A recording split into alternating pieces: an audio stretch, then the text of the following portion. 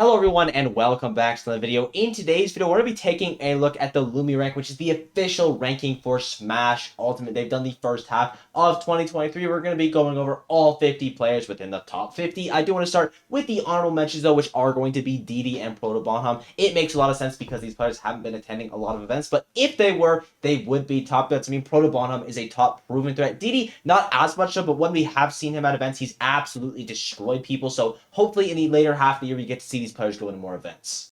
And our first player is going to be a Torie. He starts off the season with his best placement at Umabora SP9, with wins on Abadango, Kananabe, Ken, Mia, and Zachary, as well as getting 2 Shuton wins in the season. Now, unfortunately, he was not able to top 8 any other majors aside from Umabora, though he did get close at Alt Core and got top 8 and almost won 2 regional events. He ended up winning Delta 2 and got second place at Delta 3. Torie overall has had a very good season. He had a lot of inconsistencies throughout it, though, and I think if he does clean those up going into the second half of the year, I could see him being ranked a lot higher. I also should say that Wolf is the most popular character on this list with 4, and in terms of solo mains overall, I think including secondaries, it is going to go to Aegis, but it's still pretty interesting that Wolf is having a lot of success in the meta. Next up is going to be another Japanese player in Riziasu. Now, this is a player that I feel like a lot of people don't talk about a lot because he hasn't had any top 8s this year, but he's had a lot of very solid placements. 17th at Umabora, 9th place at Meisuma top 11, 17th place at Sumabato, or rather Meisuma top 13. He's had a lot of just strong placements all around. Nothing too bad aside from the 65th at Kaguribi. 10. His win list is pretty good as well. 2 wins on Dio, a Yoshidora win, Masha, Hiro, and Dio. Overall, just an amazing player. He plays so many characters at the top level, which is extremely impressive. Like, the fact that you're ranked top 50 in Smash Ultimate with 1 character is insane, but Riziasu's doing it with like 10. Next up is going to be Quid, and honestly, if he went to more events, he would be ranked higher. There's not really a ton to say here. He still had a pretty good season overall. He's won 2 B tier events and a C tier. Did pretty good at Collision, getting 17th. Okay, Let's Play Big Moves, getting 33rd. Got wins on players like Chase, The Buzz, Jackal, Zomba. He's 9-1 versus the top 100 and 26-5 versus all the people that were qualified for the ranking. Like, he's unarguably an incredible player, and he would be ranked higher if he went to more stuff, but he didn't, so he's not. That's kind of where the explanation is going to end. Another player that, if he went to more stuff, would be higher is going to be Luki. Now, he has been to 2 major events, and one of them he got second place at Europe's only major, getting wins on Mezcal, Tarek, Quake, Siski, and Space. So this is obviously a phenomenal run. He also has a 25th at Battle of BC. He's got 3 wins on Bloom, a win on Glutzni, a win on Siski. He's been doing fairly well at all the regional events that he has been going to. Luki, again, he would be ranked higher if he went to more stuff. And he's also kind of unarguably the best Luigi in the world right now. Maybe you still want to make arguments for Waka because he hasn't had a ton of opportunities to prove himself. But Luigi, being the only ranked Luigi on this list, I feel pretty confident saying that he is the best Luigi in the world. Speaking of the only ranked player of a character on the list, you're going to have Takara being the only Ken on the list. Now, not the only Shoto on this list, but he is going to be the only Ken. And he's had a couple inconsistencies throughout his career. He's had a 33rd here, he's had a 33rd here, 25th, but he also has 5th at Meisuma top 13, 5th at Delta Force, some really strong ones. His win list is also fairly impressive. 2 wins on Jagaimo, a Jogo win, Hikaru, Gax, Leo, and 2 wins on Tsubaki. He's also got some nice regional performances and some pretty good H performances as well. He's overall just a very talented player, like by far the best Ken in the world, at least in my opinion. There's a lot of good Ken players, like Jazzo comes to mind, is a very talented one. Andres Fen's a really good one, but Takara, it just feels like his Ken is built different. At 45, you're going to have Jackal. Now, I don't want to spend too much time on this because I don't think this placement really reflects Jackal. Now, obviously, by the numbers, it is going to because it's an algorithm. It doesn't have biases. But what I care about is this second place at Crown. Wins on Chase, Onin, Leo, Shoot on Sparkle. Absolutely popped off at the event. I think that's what we're going to continue seeing from Jackal. After his run at Major Upset, he has been looking a lot better at the Major level. Before that, he wasn't looking bad by any means, but at the 25th at Genesis, 25th at Collision, 25th at Level of Expo, they're not terrible placements, but they're not second place at Crown. If Jackal is able to continue that momentum, which again, I believe that he will. I think he'll be ranked a lot higher in the second iteration of this ranking. Tsubaki as well, another player I could definitely see going up. Starts off the season very strong with a 5th place at Japan 24. Then he bombs out at the Super Major level, which is pretty unfortunate. He does have a lot of very nice A tiers, though. He's got a 7th place at Subigeki 13, 3rd place at Subigeki 14, 5th place at Alt Core. He got 2nd place at Toyota Grand Slam, even won a couple regional events. He is a very talented player, even though these results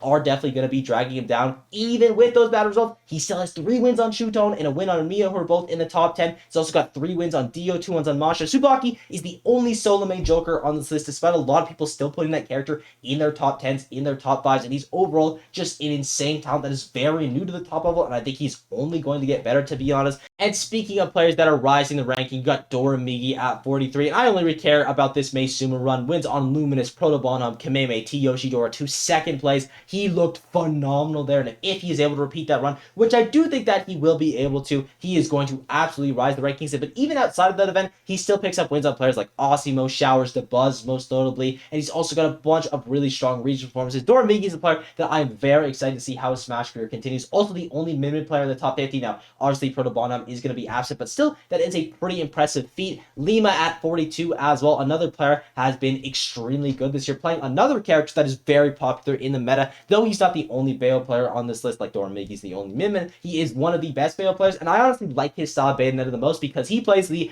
I am going to camp you super hard Bayonetta. I think that's how you should play that character. He's got obviously this 5th place at Collision being his star run with wins on Lane, Kurama, Shining Mark, and Tweak, but he also has this incredible losers run at Battle for the South, which gets him a bunch of wins on Anathema, Goblin, Vendetta, Apollo Kage, Mutace, and Peanut, so you gotta be feeling super good about that one as well. I think Lima is a player that I could continue seeing going up just because the Bayonetta stocks are going to continue rising. At 41, you are going to have Chase. While he's not the best Palutena on the list, he is the best Palutena in America, taking that title over Luis, where he beat him at Crown III, as well as beating Light and T there. At Genesis, he's able to pick up wins on Dark Wizzy, Riddles, and Suinoko. And at Major Upset, he was able to beat out just a bunch of very strong placements. This is going to be his first season where he was kind of a super strong player in the runnings for the best Palutena in the world. And while he technically didn't take it this time around, I definitely think that he's a very strong contender for the second half of the year, as well as him being the best player in SoCal. One of the few players from SoCal that is still getting results. I mean, when this game came out, I think SoCal was pretty much the best region. Nowadays, not so much, but Chase, he is still repping his region. He's still getting a bunch of very strong results, so keeping it alive for the culture. At 40, you're going to have Umeki, who I feel like a lot of people don't talk about because his super major results aren't really super incredible. He still has 9th place at Delta 4 and Umabora, though, as well as 17th places at Kagurabi 10 and Meisua top 12, but it's at these A tiers where he's doing exceptionally well. 7th at Subigeki 13, 5th place at Wave 4, 5th place at Japan 24. His wins list is also very impressive. Wins on Shuton, Osimo, Jagaimo, Takara, Tsubaki, Ken,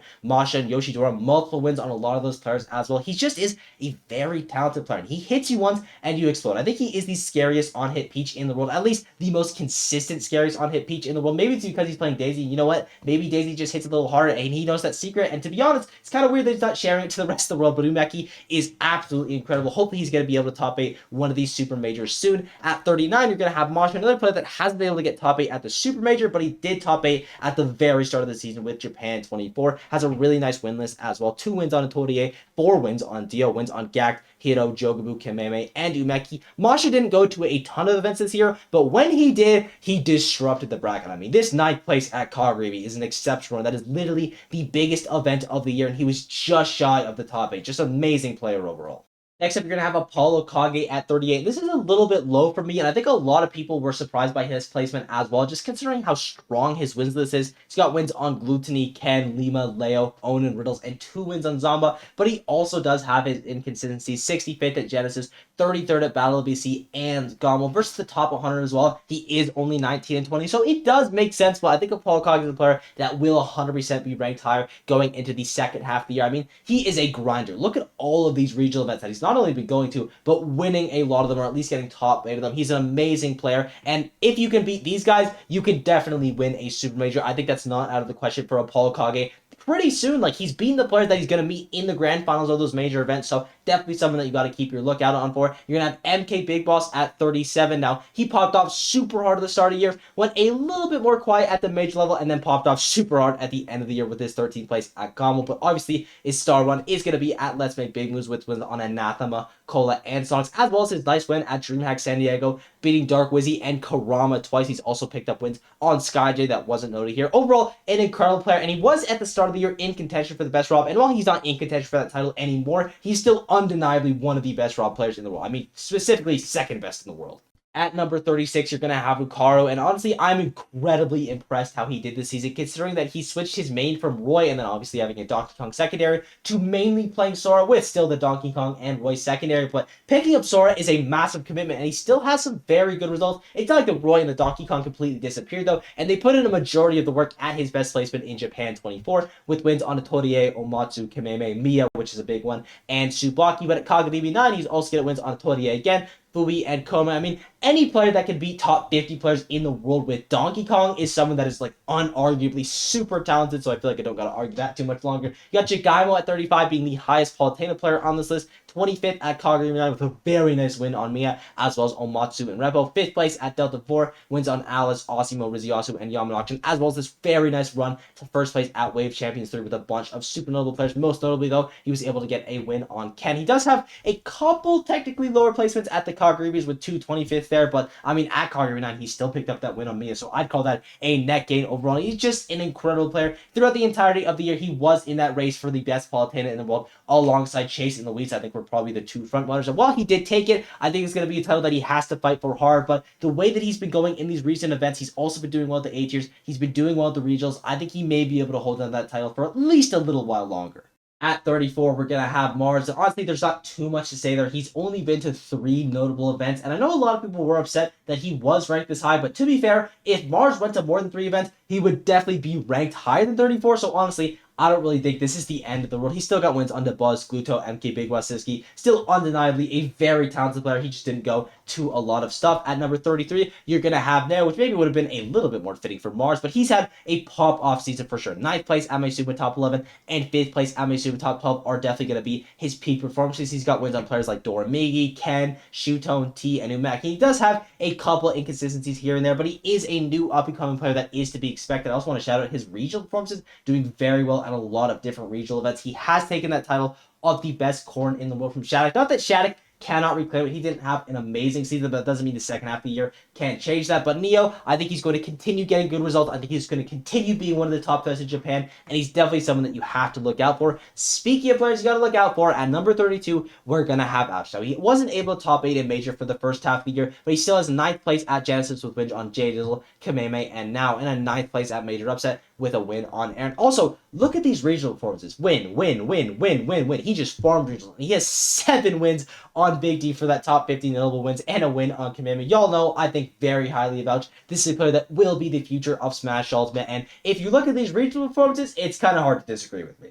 At 31, you're going to have Hito, who's had some insane highs with Bowser of all characters. Got a 5th place at Kagami 10, again, the most important event of the year, as well as 7th place at both Kagami 9 and Maizuma top 12. He's just overall a very consistent player. His only really bad performance is going to be his 33rd at Wave 4 and his 33rd at Heroes 4. But at the end of the day, it's not too big of a deal when you are top 8 the most important events and getting wins on players like Otorie, Gax, Jogabu, Ken, Riziasu, Yara. The fact that he's still having success in 2023 with pretty much solo Bowser is absolutely insane to me, because people should be taking that character apart, but he's just so scary to play against. He kills people so early. He's so fearless. He's just such an amazing player to watch in general. At 30, you're going to have Onan, who would definitely be ranked higher if he just went to more events. He does have a couple underperformances technically, like this 25th at Let's Make Big Moves and this 17th at Battle of BC, but honestly, both those placements aren't too bad. Anyway, we are going to see what we're normally seeing from Onan at Crown the Third with wins on Chase, Chronos, Gak, Meister, and Tweak on his run to 4th place. Also has a handful of C-tier wins as well. I think, unarguably, if Onan just went to more stuff, he would be ranked higher, so I won't spend too much more time on that. Gonna have Big D at 29 as well, the only Ice Climber player on this list, which isn't super shocking to me because Ice Climber is a very difficult character to be consistent with, and as you can see from Big D's resume, he has struggled with that a little bit. 49th at Gauntlet and a 33rd at Battle of BC, but overall, he's been incredible. 17th at Genesis is pretty good.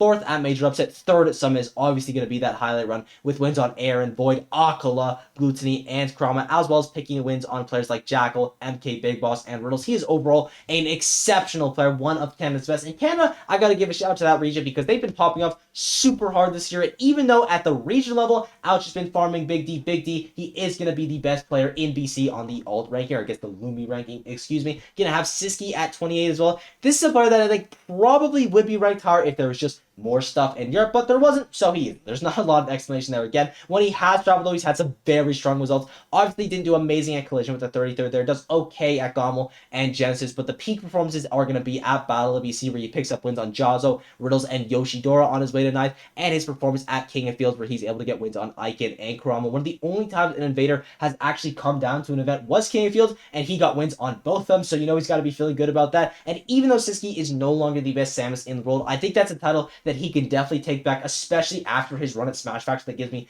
even more confidence. So the race between Siski and Yara, it is very exciting, and I'm happy to see how it's going to play out. Speaking of the race to be the best of a certain character, though, at 27, you are going to have Dio. Now, I think for a lot of this season, Apollo Kage was going to be considered the best snake in the world. And though Dio does have a couple inconsistencies, like a 49th at Meisuma top 11 and a 33rd at Meisuma top 12, I do think that he has higher peaks in terms of placements, as well as just being more consistent overall, because he has a couple bad placements, but not quite as many. He's got 17th at Kaguribi 10 with a win on Riddles, most notably, which is massive. 7th place at Umabura SP9, where he beat Mia, which is insane, as well as Osio, Abadango, and Noi. And most recently, a 7th place at Altcar with wins on Futa, Matsunabe, and Takari. He's also picked up wins on players like Jogabu. He's just overall phenomenal. One of the best snake players. I mean, the best snake player in the world, according to this ranking. And it's kind of hard to argue with it when you're looking at the results. Also doing pretty well at the regional level. Now, there's a lot of people that could take that title. Paul Kage is obviously going to be your front runner. Her is another player that comes to my mind. MVD Snake is just a very popular character in general. So we're going to see how long Dio is able to hold on to it for. But if he's able to get runs like he can at Umura, like at Altcore, I think he's going to be having a pretty decent chance at defending that throne. Bloom Forever is going to be at 26. And I saw a lot of people fairly upset about this, which I don't get at all. If he's only been to one major performance and he got 33rd of that performance, it's crazy that he's 26 and all. Now, to be fair, he farms regionals. I think Bloom Forever is probably a top 10 player in the world if he was just going to more stuff, but I don't think he could really be mad about him being at 26. You look at his win list, he's got 8 wins on Luki, 5 wins on Siski, and 2 wins on Gluti. Those are unfortunately going to be our only players in the top 50, but spoilers, those are the only European players in the top 50. He's been farming absolutely all of them. Bloom is such an incredible talent. I cannot wait to see this guy going to more major events and winning those major events, probably because he is just leagues ahead of everyone else. It feels like in the neutral. Like when you watch Bloom, he just looks better than people. At 25, you're going to have Jogabu, who is pretty much uncontested the best Falcon in the world at this point with a bunch of very strong ones. His worst performance is a 33rd at Kaguri 10. He's got a couple 13th at the Meisumas, as well as a top 8 at Meisuma top 11th, where he was able to get wins on Tora, Yara, and Yoshidora. He's got a very strong win list.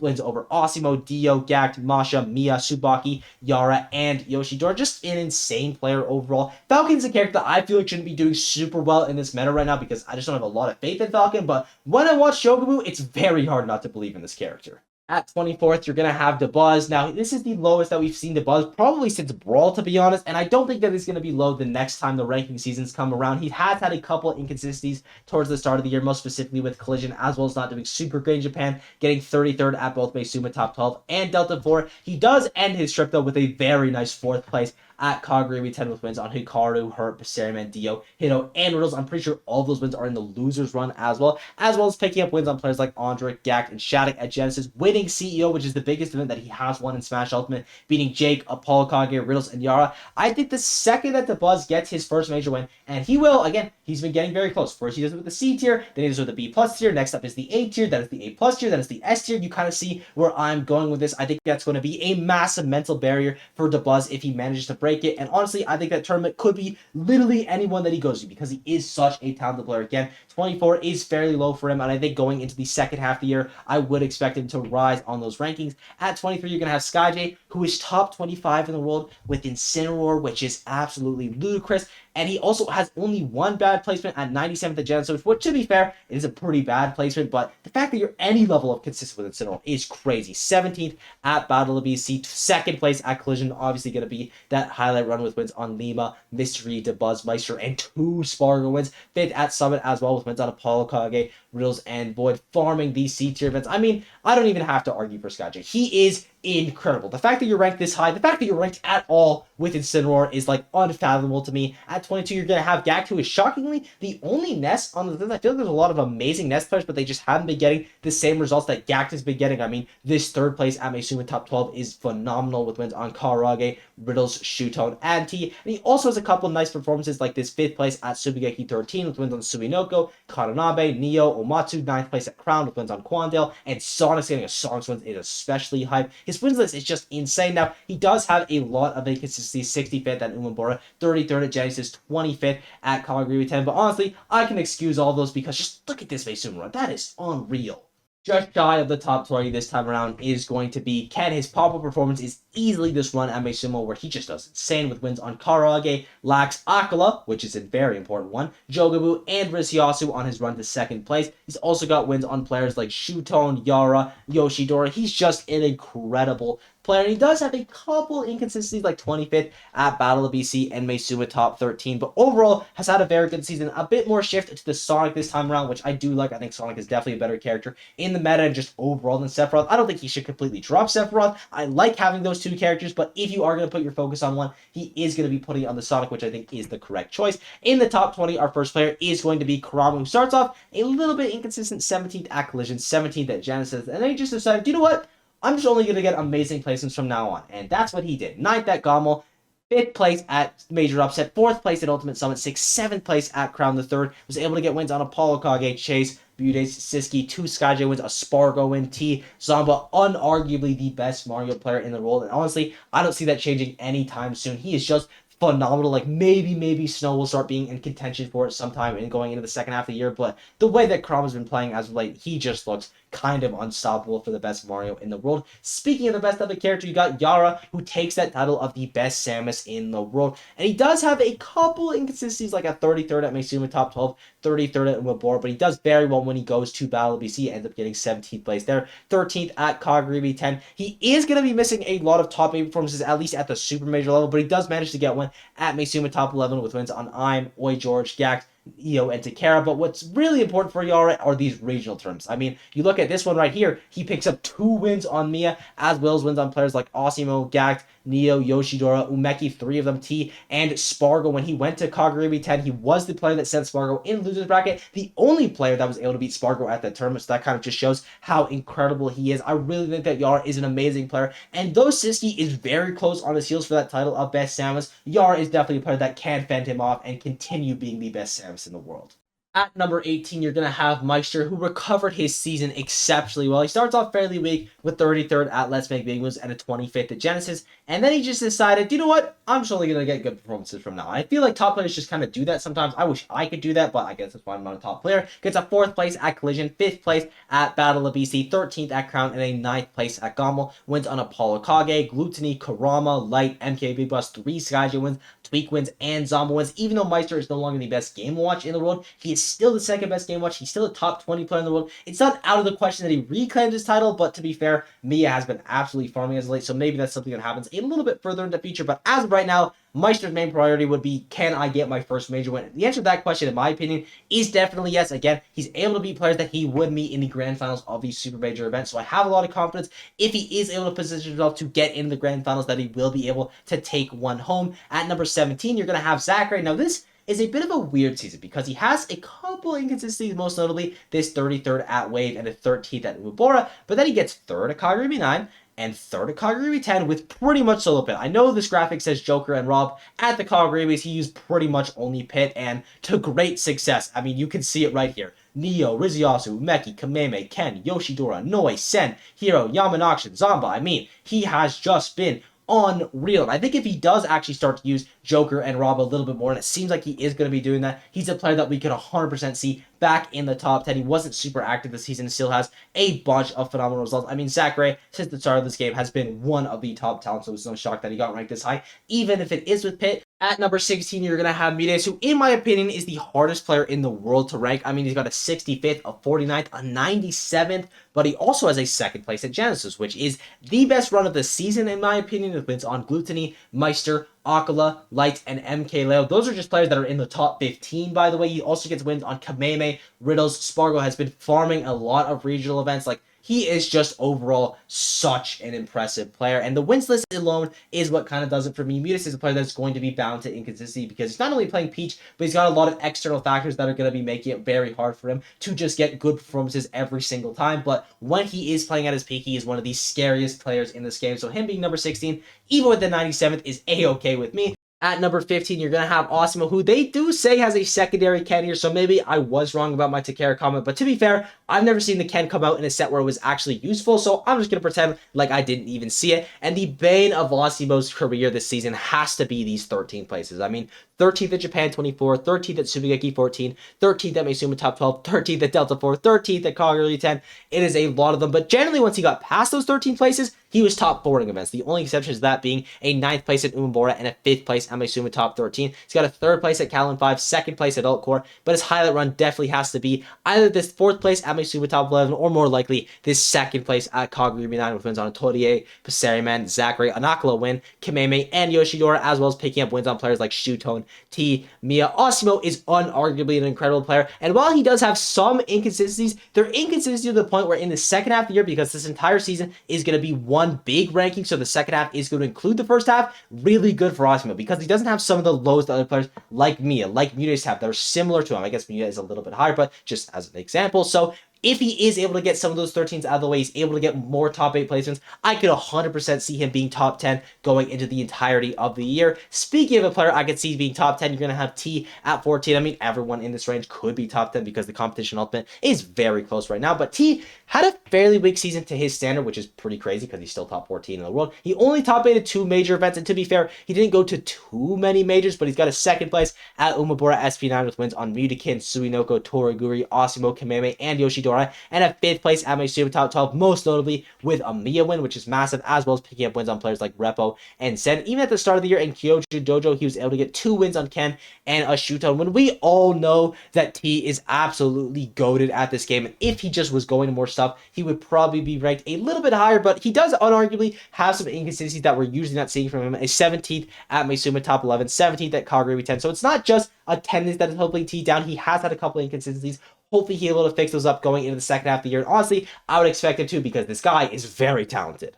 At number 13, you are going to have Zomba, who, in my opinion, is the best player in America these past couple months. I mean, you look at the results: 9th at Kagura 10, 7th at Battle BC, 1st at Crown, which is massive, and a 4th at Gommel. And the win list is also insane. He's got 2 wins on Tweak, Spargo, Sonic, Shutone, Riddles, 2 Leo wins, Ken and Kameme. Just super impressive there. Now, he is not without his inconsistencies at 25th at Delta 4 and a 17th at Let's Make Beans, but the rest has been pretty good from doing good enough at the A tier and the B tier level as well, even picking up a couple regional wins. He's overall just a very talented player. As I said, the best player in America right now, and I think he could be ranked top 10 going into the second half of the year. Now, he did have an inconsistency at Smash Factor, which is a little bit unfortunate, but honestly, I think that's more of a one-off thing. I still regard him as the best player in America, and I think he's going to continue absolutely farming. I also should mention that there is a score here. I haven't really talked about that a lot in the video because the placements don't super matter to me. It's more just the area that they're in, but when we are getting the top 10, it matters a little bit more. And I just want to talk about how close Zomba up to like pretty much Shutone is, because in that range, it's like 5 players that are all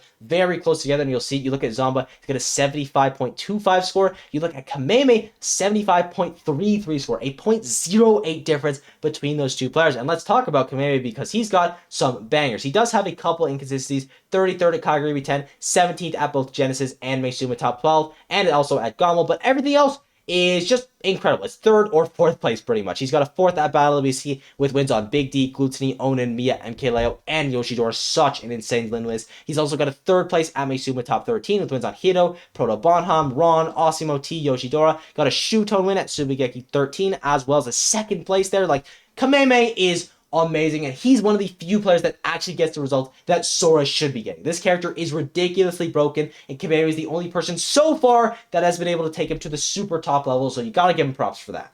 At number 11, just shy of the top 10, is going to be Gluttony. I also want to give shouts to Gluttony for reclaiming Europe this year. In 2022, he was definitely struggling within region. Not so much this time around, but to be fair, haven't had as many major events for him to struggle with. But he's got a 1st place at Sly Land, 1st place at Dosti Secure, 1st place at Icarus, and 1st place at their only major event of King of Fields, as well as internationally, absolutely farming, only missing a top 8 once at Battle of BC. He's got a 7th place at Summit, 5th at Genesis, fifth at Umabora, which is definitely wrong. He didn't go to Umabora, but actually a fifth at Let's Make Big Moves. His win list is also incredible with wins on Bloom, 2 wins on Light, 2 wins on Mars, Leo, Mudes, Neo, 3 wins on Siski, and 2 wins on Tweak. I think Luti's a player that could be considered for the top 10, but he's just shy of it because our first player in the top 10 is going to be Yoshidora. Again, not even a point difference, almost a point difference between them, but still very, very close. And he has pretty much no bad placements, the only exception to that being this 13th place at Maizuma top 11. And though he doesn't have some of the highs of the other players in the top 10, I mean, he is just very consistent. 7th place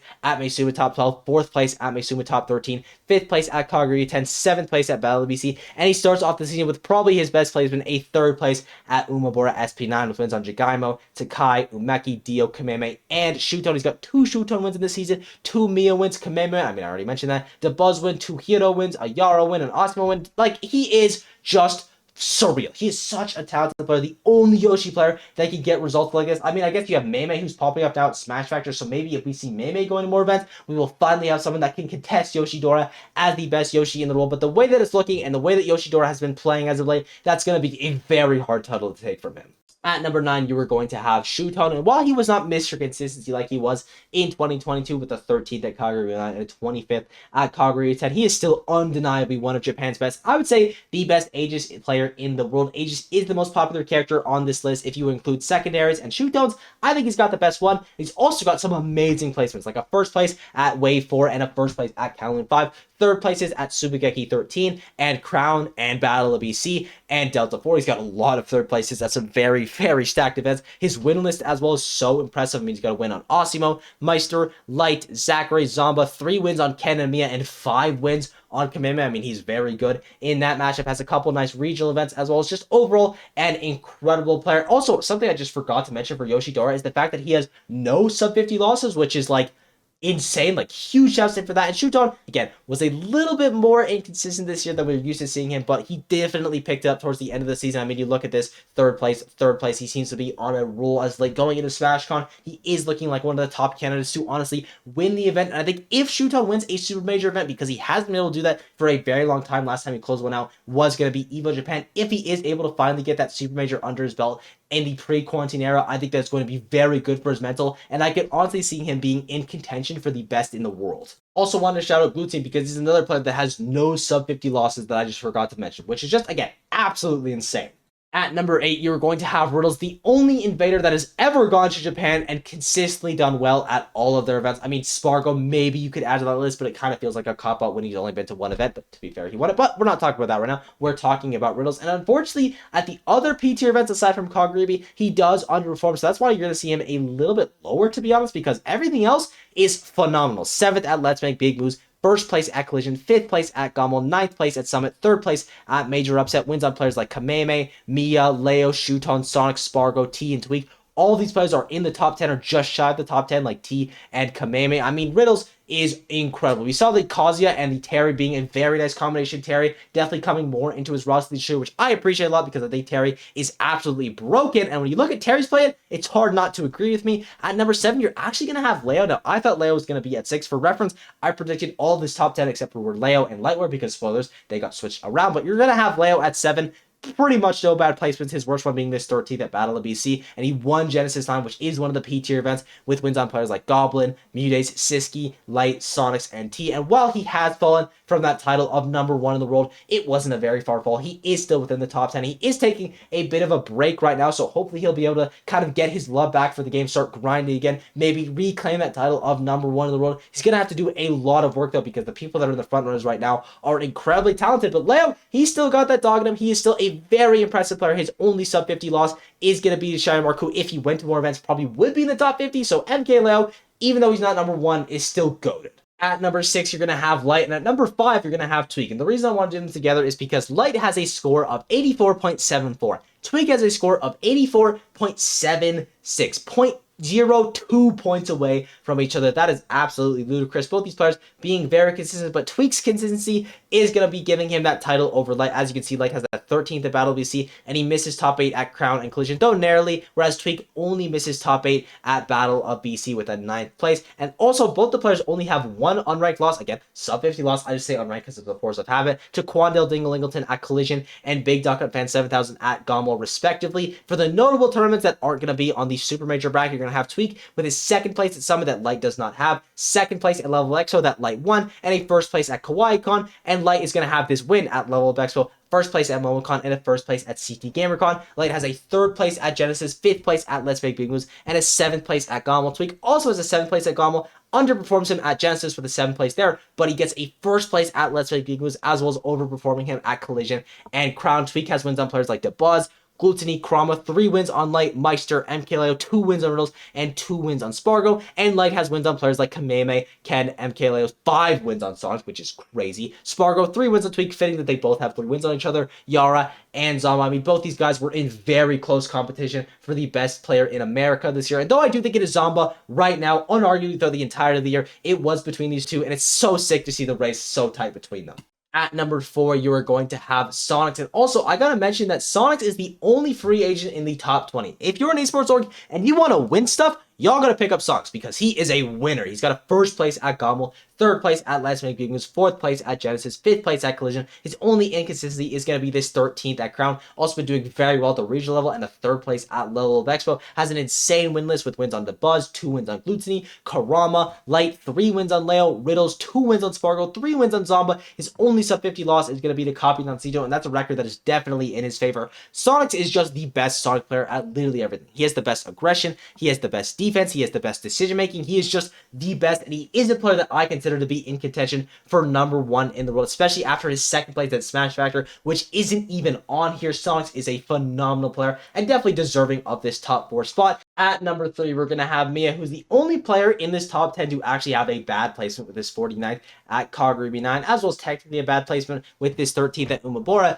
but everything else is just like crazy. He's got a 1st place at Delta 4, 1st place at Maysuma top 13, and Maysuma top 11, and that's only the super majors that he won. I mean, look at his win list. It is just phenomenal. He's such a talented player. He's got wins on Akala, 10 wins on Osimo, 2 wins on Kameme, 3 wins on Riddles, 4 wins on Chuton, 3 wins on Yara, 2 wins on Yoshidora, and 2 wins on Zamba. He does have a couple sub 50 losses that the other top 10 players don't have, but to be fair, he's got a couple of inconsistencies, but he's a fairly new player to the top level. This is like his first full year of competitive Smash Ultimate. He started like midway through 2022, and he's already top 3 in the world. Such an exceptional player, the best game watch in the world as well. Honestly, he is someone that I consider a front runner for the throne, but the throne right now is definitely between Spargo and Akala. And I mean no offense by that, but when you look at Mia's score, it's sitting at a very nice 87.31. The 2nd best player in the world has a score of 98.51. It's just very, very clear who the top 2 players in the world are right now. But who is that number 1? There's been a lot of debate throughout the entirety of the season, and we finally have our answer. And it's going to be Aquila. Spargo is going to be sitting at that number 2. Aquila is going to be sitting at that number 1. Flawless across the board right there. Flawless across the board right there for Spargo. They are both incredible players who are arguably deserving of that number 1 spot. And I do agree that Aquila should be the best player in the world. I know a lot of people are going to get upset about this because they're going to bring up the fact that Spargo has a 5-0 record versus Aquila. While that is definitely damning and very important, Spargo also won 2 P-tier events. You got to look at everything else. First of all, Spargo is going to have a sub 50 loss to Boyd in a 13th place at Summit, which Aquila doesn't have. You're also going to have Spargo having a 44-15 record versus the top 100, whereas Aquila has a 64-10 record versus the top 100. You're going to have Spargo with a 71-16 record versus all qualifiers, and Aquila with a 90-10 versus all qualifiers. It is Aquila in pretty much every single aspect except for the head-to-head. So if the head-to-head is the only thing that matters to you in the entire world, then yes, Spargo is the best player in the world. But if you're looking at the rest of the stats, you're going to have to give it to Aquila. A very close race between the players, though. Aquila sitting at a 100 score and Spargo sitting at a 98.51 score. Both of them are absolutely incredible and undeniably the 2 kings of Smash Ultimate right now. And I thank you guys for watching. I hope you enjoyed. Sorry that this video was so long and a little bit more scuffed, but I wanted to mention all 50 players because if you manage to get top 50 in the current Smash Ultimate meta, you definitely deserve your time in the light. And yeah, that's all I gotta say. If there's anything that I left out in this video, please just let me know down below. The support has been absolutely unreal. Thank you guys for everything, and I will see you all in the next one. Bye-bye.